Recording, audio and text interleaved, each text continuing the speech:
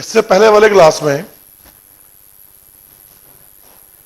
Same face और opposite face वाली conditions हमने पढ़ी थी। अब इसके आगे जरा ध्यान से देखें। भाई हमको यह पता है कि दो पार्टिकल्स सेम फेस में ऑसिलेट करते हैं यदि उनके बीच का फेस डिफरेंस या 0 हो, 2 पाई, 4 पाई, 6 पाई या पाई का इवन मल्टीपल, और अपोजिट फेस में ऑसिलेट करते हैं जब उनके बीच का फेस डिफरेंस या तो पाई हो या 3 पाई या 5 पाई, इस तरह से। तो इक्वेशन में बेस्ड क्वेश्चन फेस डिफरेंस पर आते हैं और अलग अलग फ्रीक्वेंसी अगर पार्टिकल की है तो उस पर बेस्ड क्वेश्चन कैसे आते हैं थोड़ा ध्यान से देख लो। एक एग्जांपल उस पर हम करेंगे, इसके आगे स्टार्ट करेंगे फिर बेसिक प्रॉपर्टीज ऑफ एसएचएम। ध्यान से देखिए, मान लीजिए आपको एसएचएम की इक्वेशन दे रखी है y1 equals to 3 sine pi t, और दूसरी इक्वेशन दे रखी है y2 equals to 4 sign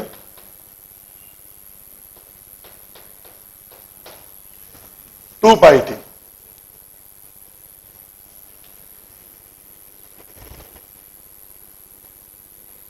Both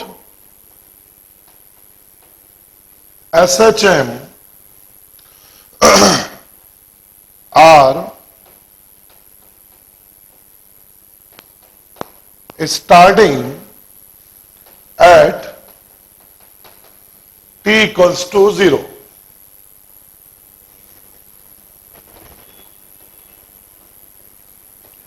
Find the time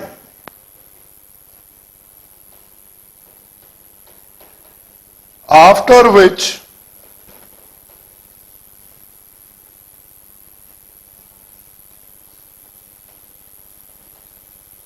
both particles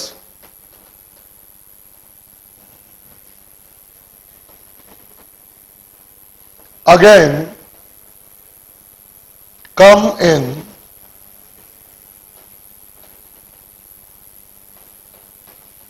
same face.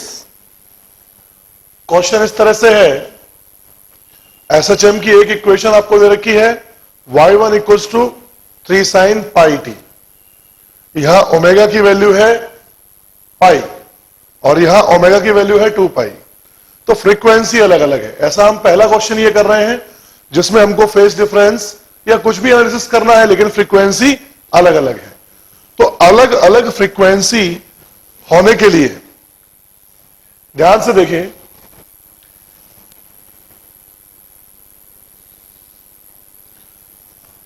अगर इस इक्वेशन को आप बेसिक इक्वेशन मानते हो, t बराबर 0 से यहां से चलना ये स्टार्ट करते हैं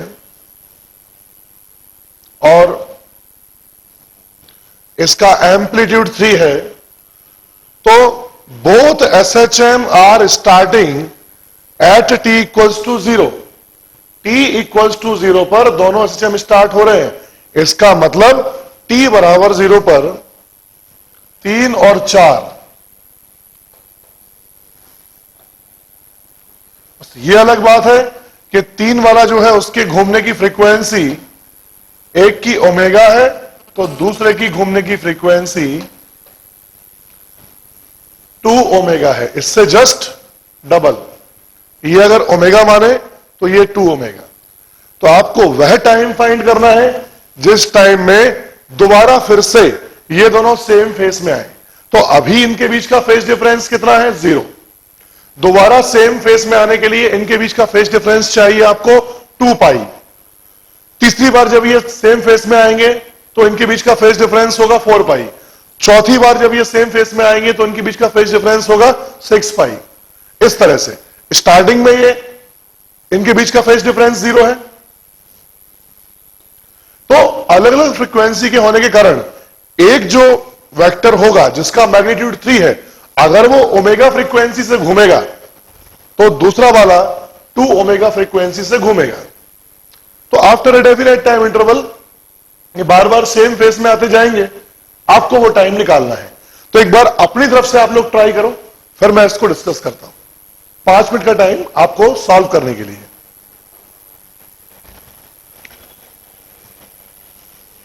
एक को आप स्टेशनरी मान लो और दूसरे को मूव कराओ। इसके लिए आपको एक के रेस्पेक्ट में दूसरे की एंगुलर वेलोसिटी पता होनी चाहिए। हम क्या करते हैं, 3 वाले को रेस्ट में मान लेते हैं और 4 वाले को मूव कराते हैं। तो रिलेटिव वेलोसिटी आ जाएगी omega, 2 omega minus omega. The angular velocity of 4 with respect to 3 is 2 omega minus omega. तो आप इसको रेस्ट में मान लो, और अगर ये रेस्ट में है तो बस ये हमेशा ऐसे ही रहेगा। वापस घूम के यहां से यहां तक आने का टाइम निकाल लो। यानी ओमेगा एंगुलर वेलोसिटी हमारे पास है, तो एंगुलर डिस्प्लेसमेंट थीटा पता है हमको कि थीटा इक्वल्स टू, भाई यहां पर एंगुलर एक्सीलरेशन तो है नहीं है, तो सीधा बोलोगे angular displacement equals to angular velocity into time. Displacement बराबर वेलोसिटी इंटू टाइम होता है, ठीक वैसे ही। तो यहां एंगुलर डिस्प्लेसमेंट आपको चाहिए पूरा 2 पाई का, क्योंकि आप ये चाहते हो घूम के वापस ऐसे आ जाए, जिससे क्या होगा, इनके बीच का फेज डिफरेंस 2 पाई हो जाएगा। तो जो एंगल है वो एंगुलर डिस्प्लेसमेंट आपको चाहिए कि ये कांटा रुका रहे और ये घूम के वापस यहीं पर आ जाए। तो कितना एंगल घूमेंगे, 2 pi. Omega time T, omega equals to pi question के हिसाब से।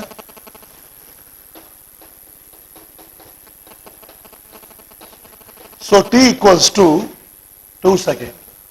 आफ्टर 2 सेकेंड ये फिर से सेम फेस में आ जाएंगे। पहली बार तो शुरुआत में थे, दूसरी बार, तीसरी बार के लिए आप यहां पर 4 पाई, चौथी बार के लिए यहां पर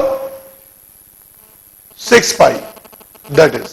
और वो क्वेश्चन पर डिपेंड करेगा, हो सकता है शुरुआत में वो 1 काउंट ना कर रहे हो, 1 काउंट वो करें अभी कि पहली बार कब सेम फेस में आएगा, तो क्वेश्चन पर डिपेंड है। बाकी इस तरह से करते हैं। अब नेक्स्ट हेडिंग डालेंगे,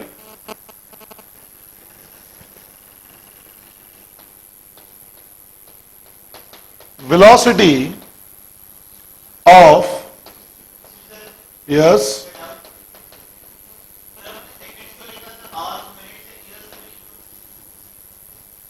जस्ट 1 मिनट।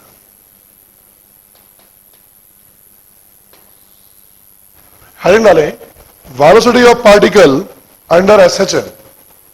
और ध्यान से देखें,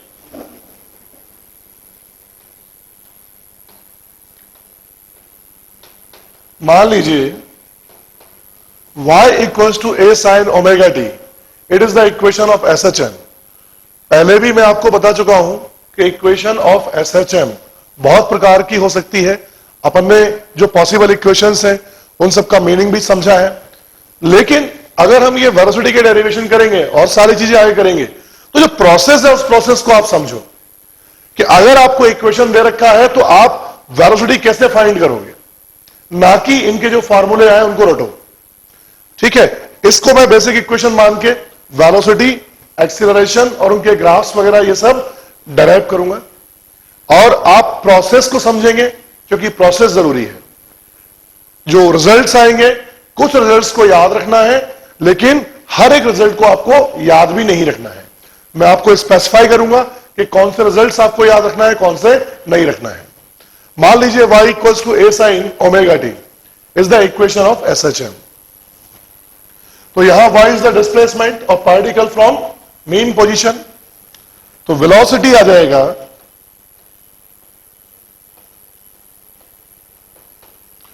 dy by dt and equals to a omega cos omega t। तो velocity as a function of time is a omega cos omega T.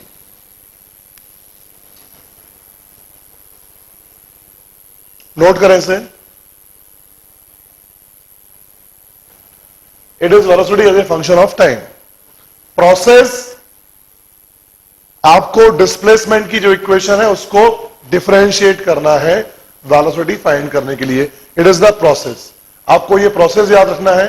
ये आपको याद रहे ना रहे इससे कोई फर्क नहीं पड़ता।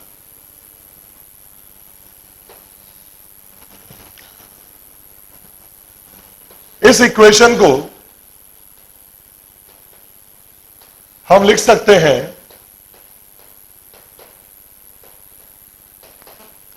v equals to a omega under root 1 minus sine square omega T.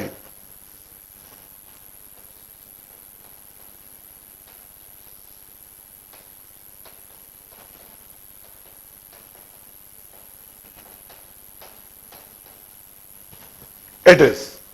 और a साइन ओमेगा टी को आप डिस्प्लेसमेंट y लिख सकते हैं because a sine omega t equals to y।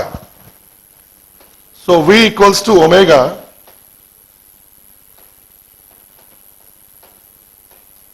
Under root A square minus Y square.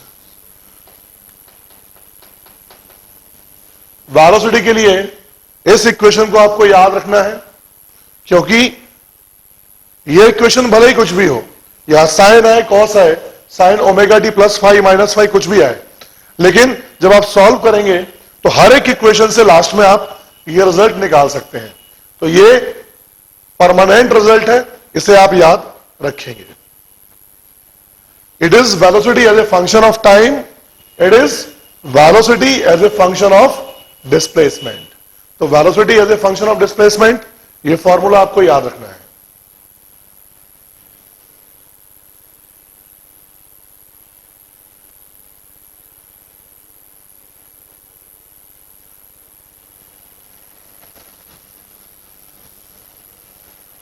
तो हम लिखेंगे इसमें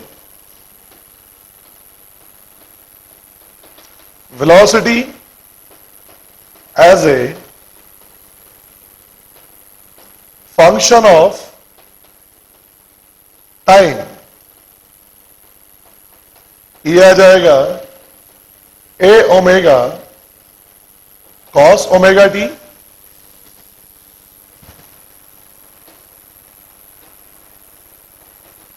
velocity as a function of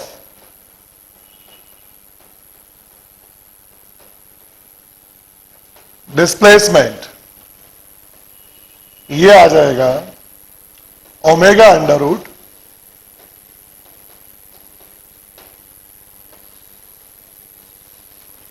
A square minus Y square.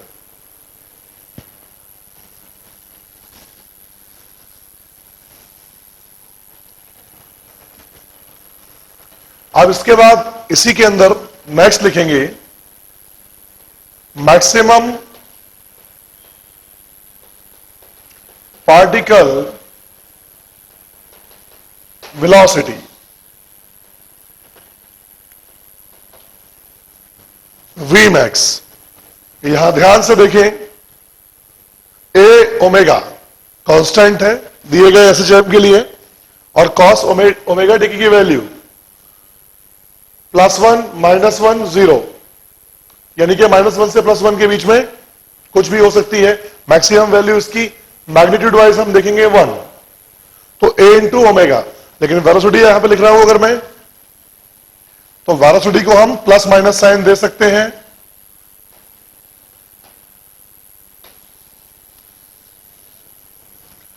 Maximum particle velocity होगी ± a ओमेगा। कॉस की maximum value +1 -1 हम ले सकते हैं। प्लस साइन इंडिकेट करेगा एक डायरेक्शन को और माइनस साइन इंडिकेट करेगा उससे अपोजिट डायरेक्शन को। यानी अगर कोई पार्टिकल एसएचएम कर रहा है तो ये डायरेक्शन होगी +a ओमेगा, तो ये डायरेक्शन होगी माइनस ए ओमेगा। अगर आप इसको लेते हो माइनस ए ओमेगा, तो उससे अपोजिट वाले को आपको लेना पड़ेगा plus A omega. It is maximum particle velocity. इस इक्वेशन में देखिए ध्यान से, तो आपको समझ में आएगा। ए को आप चेंज नहीं कर सकते, ओमेगा को चेंज नहीं कर सकते, वाई की वैल्यू को आप 0 से लेकर प्लस माइनस ए के बीच में कुछ भी रख सकते हो। तो वाई जितना बड़ा होगा वेलोसिटी उतना छोटा होगा। तो वाई की वैल्यू जो आप 0 रखोगे एट द मीन पोजीशन, तो आपको v equals to plus minus A omega यहां पर मिलेगा। ध्यान से देखें, तो हम बोलेंगे it is at y equals to 0 और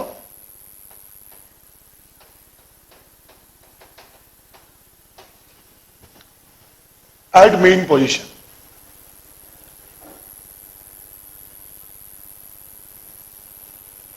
इसे नोट करें।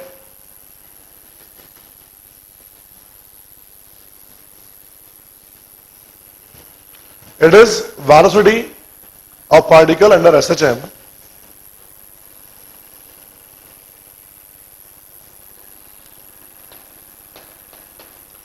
next acceleration of particle under SHM।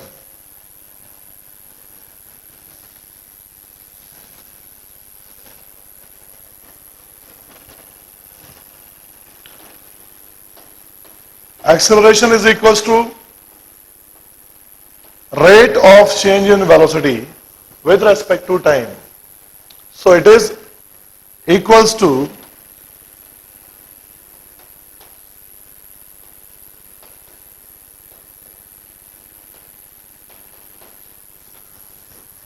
differentiation of velocity a omega cos omega t with respect to time। a omega constant है, बाहर आ जाएगा। कॉस ओमेगा टी का differentiation आप लेंगे तो minus omega sine omega T आपको मिलेगा।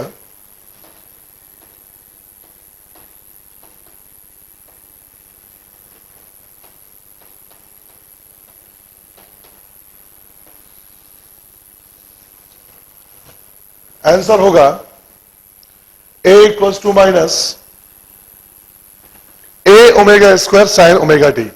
It is the instantaneous acceleration. It is acceleration as a function of time.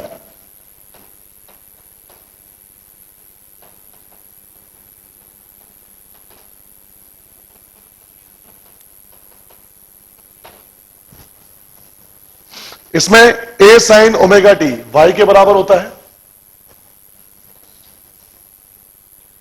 So we can also write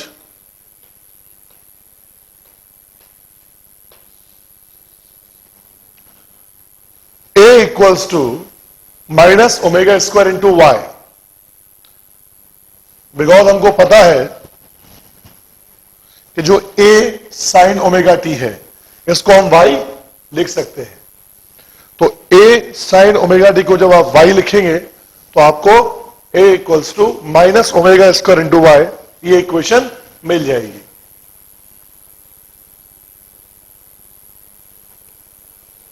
it is acceleration as a function of displacement. It is acceleration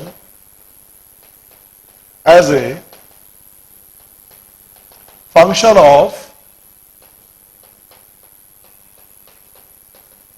displacement. और ध्यान से देखें तो a is proportional to minus Y. नहीं, SHM की जो basic condition है वो यहां से हमको मिलती है। भाई सर्कुलर मोशन का जो प्रोजेक्शन है वो SHM करता ही हमने मान लिया था, पर हमारे पास कोई प्रूफ नहीं था कि SHM करता है या नहीं। लेकिन जब आपके लिए यहां पर acceleration is proportional to minus Y, यानी डिस्प्लेसमेंट के प्रोपोर्शनल, और माइनस साइन आपको मिल रहा है, तो इससे यह प्रूफ हो जाता है कि हमने जो केस लिया था वो केस SHM का केस था। क्योंकि SHM में एसएचएम करने वाला जो पार्टिकल है उसका एक्सेलरेशन इस तरह से होना चाहिए। ध्यान से देखिए,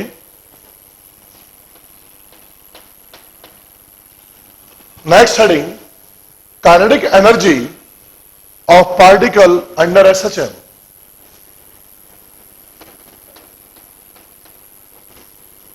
काइनेटिक एनर्जी, हमको ये पता है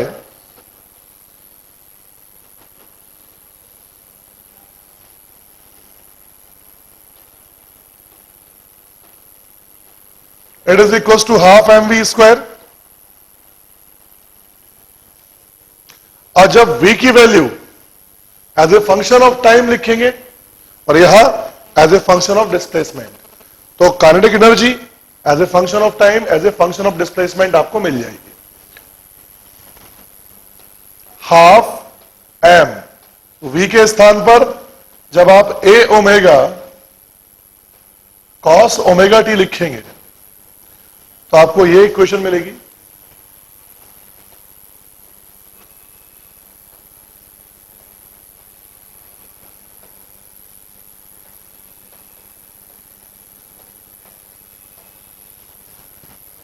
जब as a function of displacement लिखेंगे तो ये इक्वेशन मिलेगी। इससे काइनेटिक एनर्जी के दो फॉर्मूले आपके सामने होंगे।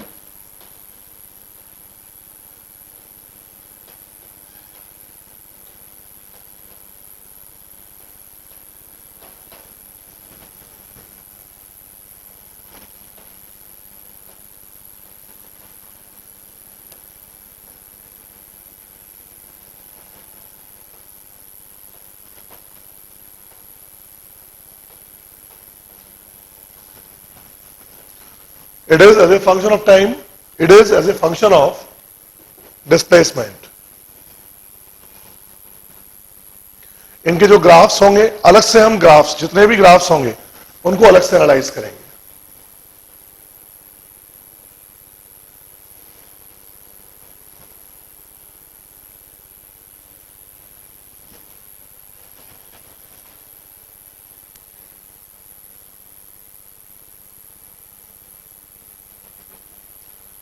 इसके बाद हेडिंग डालेंगे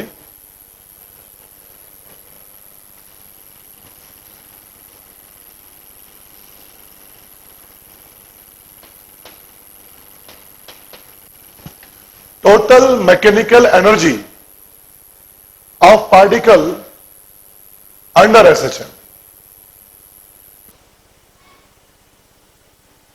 टोटल मैकेनिकल एनर्जी, चेंज करें इसकी heading, total mechanical energy of SHM. Particle under SHM के लिए यहां पर मैं आपको एक्सप्लेन पहले भी कर चुका हूं कि पोटेंशियल एनर्जी की मिनिमम वैल्यू सिस्टम पर डिपेंड करती है, तो जो total mechanical energy of particle होगी वो भी सिस्टम पर डिपेंड करेगा। हां, total mechanical energy of SHM वो हम यहां पर उसका फॉर्मूला डिराइव करेंगे।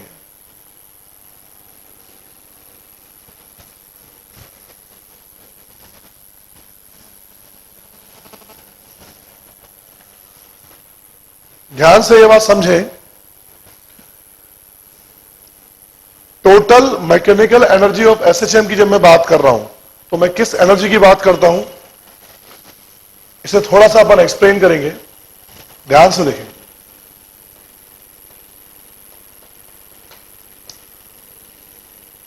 मान लीजिए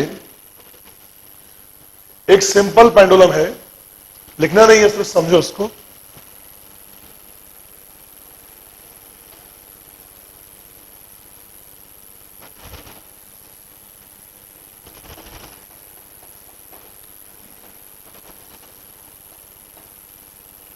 ग्राउंड से h ऊंचाई पर है, तो अभी इस वक्त इसके पास potential energy which is minimum potential energy mgh के बराबर है। और इस समय ये ऑसिलेशंस नहीं कर रहा है, रेस्ट में है। तो ये जो एनर्जी है mgh, ये सिंपल हार्मोनिक मोशन में पार्टिसिपेट नहीं कर रही है, क्योंकि अगर कर रही होती तो अभी ये ऑसिलेट कर रहा होता। अभी ये ऑसिलेट नहीं कर रहा है और इसके पास मेन पोजीशन पर इतनी एनर्जी है, तो ये जो टोटल मैकेनिकल एनर्जी है उसका नॉन ऑसिलेटरी पार्ट है। इतनी एनर्जी इसके पास है फिर भी ये ऑसिलेट नहीं कर रहा है। अब मैं इसको एक्स्ट्रा एनर्जी जब दूंगा, जब मैं इसको x ऊपर डिस्प्लेस करके छोड़ देता हूं, तो इस समय इसके पास mgx प्लस mgh इतनी टोटल मैकेनिकल एनर्जी है, जिसमें से mgh तो मिनिमम रिक्वायर एनर्जी है जिससे ये स्टेबल इक्विलिब्रियम में रह सकता है। जो एक्स्ट्रा एनर्जी आती है उस एक्स्ट्रा एनर्जी के ऑसिलेशंस मिलते हैं, और ये एनर्जी काइनेटिक जब यहां से यहां आएगा तो पूरी की पूरी ये जो एनर्जी होगी mgx वो टोटल काइनेटिक एनर्जी में कन्वर्ट हो जाएगी, पर mgh जैसी है वैसी रहेगी। जब यहां वापस पहुंचेगा तो जो काइनेटिक एनर्जी यहां मिल गई होगी वो पूरी की पूरी फिर से mgx में कन्वर्ट हो जाएगी। तो पोटेंशियल एनर्जी के ऑसिलेटरी और नॉन ऑसिलेटरी दो पार्ट्स हो सकते हैं। तो total mechanical energy of particle और total mechanical energy of SHM दोनों में डिफरेंस है। Total mechanical energy of particle, उसमें पोटेंशियल एनर्जी का एक ऐसा पार्ट भी हो सकता है जो नॉन ऑसिलेटरी हो, इसलिए मैंने यहां पर हेडिंग चेंज की थी, total mechanical energy of SHM। भाई जब SHM करने वाला पार्टिकल अपने एक्सट्रीम पोजीशन पर होता है तो जो SHM की जो एनर्जी है वो पूरी तरह से पोटेंशियल के फॉर्म में होती है। यहां पर पूरी तरह से पोटेंशियल एनर्जी आपको मिलेगी, और यहां पर जो ऑसिलेटरी पार्ट ऑफ एनर्जी है वो पूरी तरह से काइनेटिक एनर्जी के रूप में यहां पर आपको मिलेगी। फिर से यहां पर पोटेंशियल एनर्जी बन जाएगी। तो ultimately the oscillatory part of total mechanical energy known as total mechanical energy of SHM, और वह एनर्जी पूरी तरह से मेन पोजीशन पर काइनेटिक एनर्जी के बराबर होती है और एक्सट्रीम पोजीशन पर पोटेंशियल एनर्जी के बराबर होती है। तो नेक्स्ट पॉइंट लिखेंगे,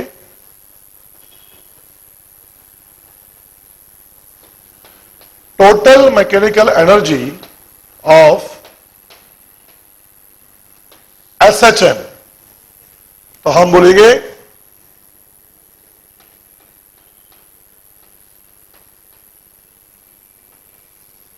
KE max equals to kinetic energy at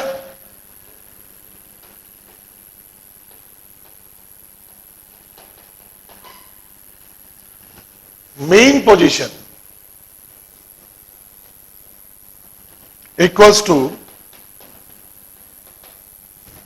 total mechanical energy, and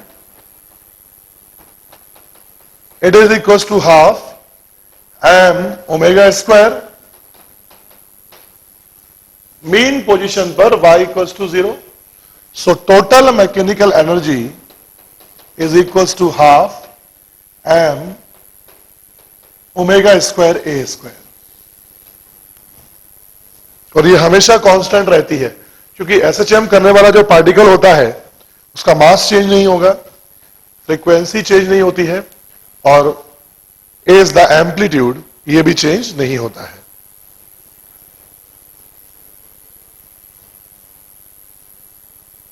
it is